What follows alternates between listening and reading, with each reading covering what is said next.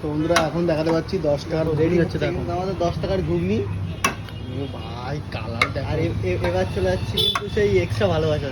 ওহো দেখো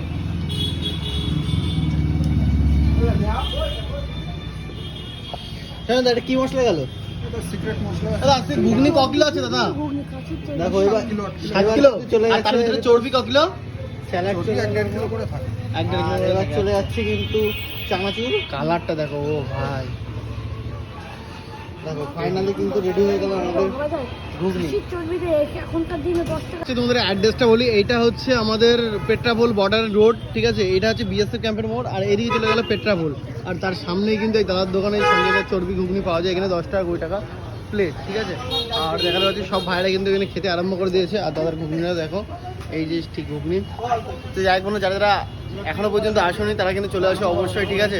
আর নতুন নতুন মানে বুঝতে পারছি তো স্পাইসি খাবার। আর এই গরমে গরম লাগছে অবশ্যই, কিন্তু খাসির চর্বি খেলে কিন্তু আর গরম লাগবে না, ঠিক আছে? কিন্তু স্পাইসি খাসির ছাটও আছে, এখানে লেখা আছে দেখো, এখানে খাসির চর্বি আছে। আর এই যে আমাদের একটু দেখা, এই যে খাসির ছাট, ও ভাই এটা কিন্তু আলাদা লেভেল। আবার কিন্তু দাদা ঘুগনি রীতিমতো পার্সেল করতে ব্যস্ত, দেখো।